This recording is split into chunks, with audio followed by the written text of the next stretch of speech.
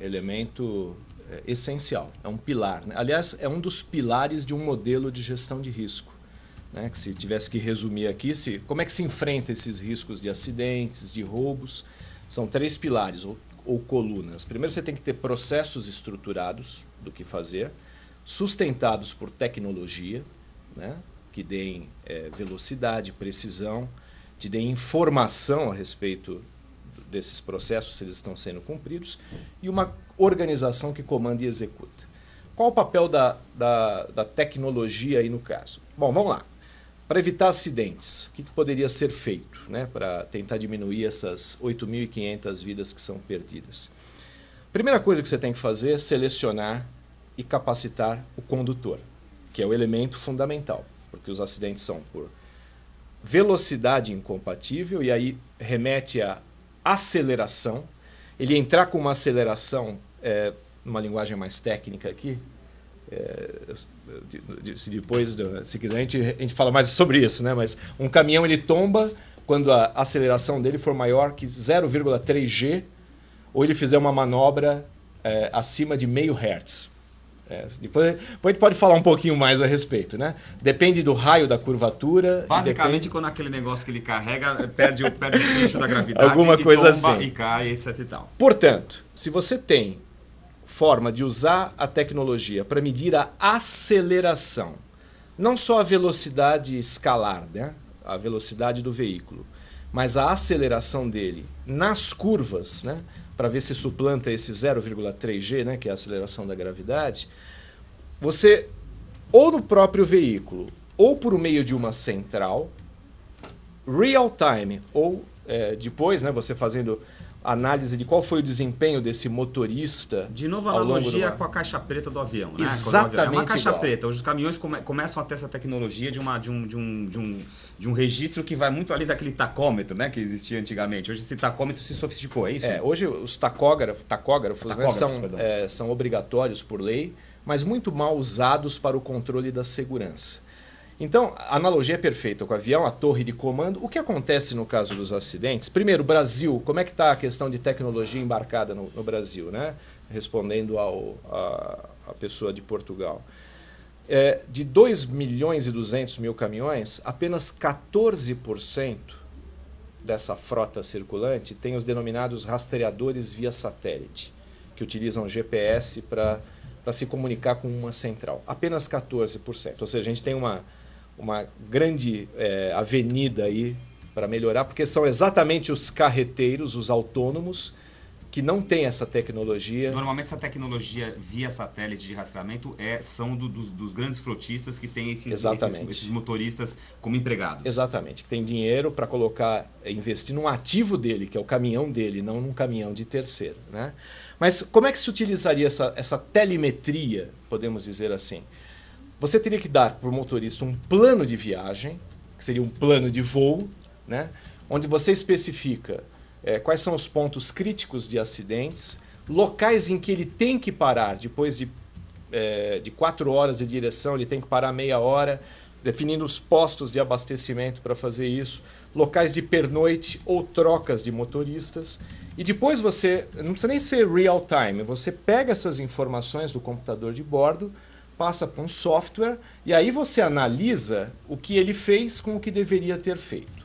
Só que nada disso vai funcionar se você não tiver uma política, a empresa não tiver uma política de bônus e malus, né? Bônus e penalties, em que ela recompense o motorista por dirigir de forma mais segura.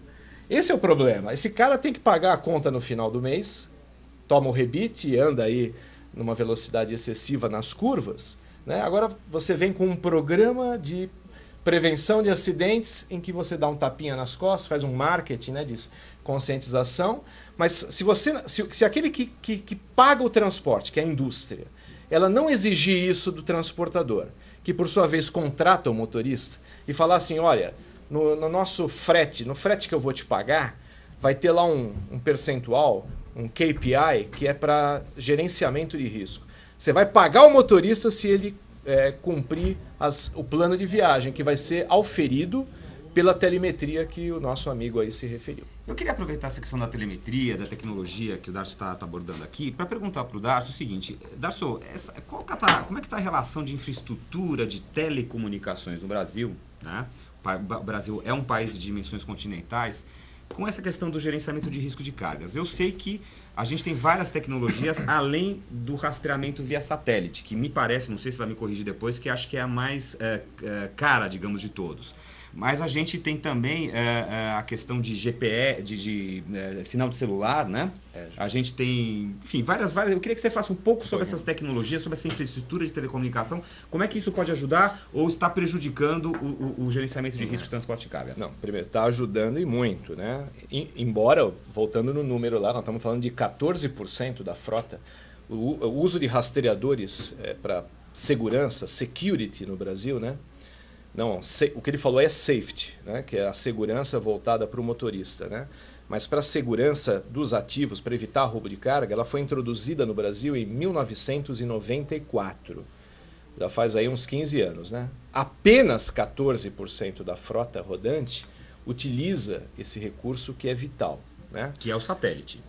Começou com apenas a solução, um módulo de comunicação satelital, que foi a primeira empresa que o introduziu no Brasil. Bom, vamos lá. Olhando o planeta, né? A vocação do mundo é celular. É web-based via celular. Isso não é diferente no Brasil.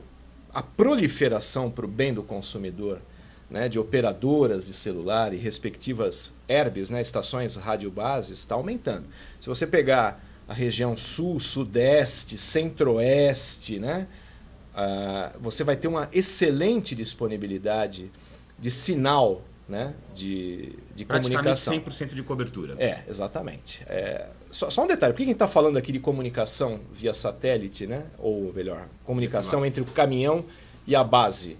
Porque a base, normalmente, precisa tomar medidas de ação, do tipo, perceber que o caminhão desviou a rota do plano de viagem, parou onde não deveria parar, para mandar uma sirene, né? Um comando de sirene, até mesmo um bloqueio de movimento em condições seguras. Para isso, ela precisa ter comunicabilidade com o caminhão. Se tiver numa área de sombra, ela não consegue nem perceber, primeiro, que isso aconteceu, quanto mais mandar uma mensagem. Embora, só abrindo outro parênteses aqui, tecnologia é um assunto bastante vasto, existem algumas tecnologias que usam um recurso de inteligência embarcada, que não depende de uma central para se gerenciar.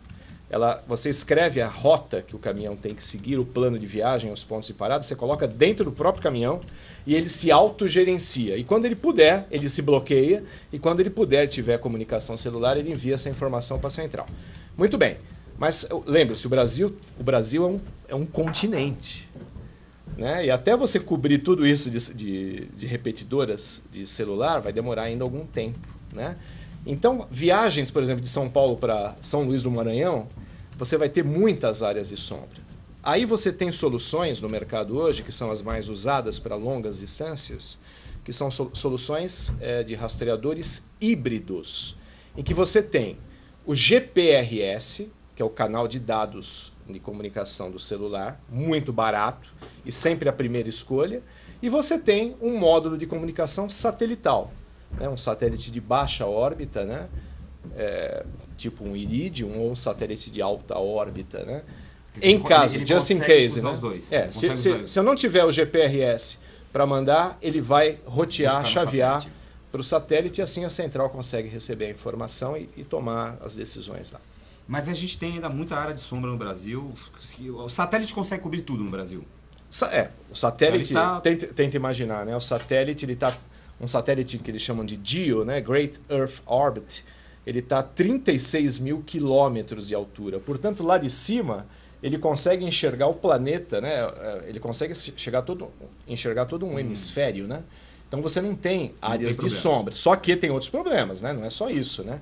Se o caminhão tiver, como ele usa frequências de gigahertz, se o caminhão tiver parado debaixo de uma superfície metálica, ele não consegue transmitir. A superfície metálica vai entrar em postos de gasolina, que é um outro assunto que eu quero falar com o Darcio. Só que, como a gente está chegando um pouco ao fim do programa, se bem que hoje nós vamos ter um pouquinho mais, nós vamos ter 10 minutos a mais de programa, porque a gente teve um certo atraso no começo do nosso programa. Então eu vou pedir para o Caetano, como é que a gente está no nosso chat? Muita pergunta. Olha só, tem mais um comentário interessante aqui do Miguel Souza, que é o nosso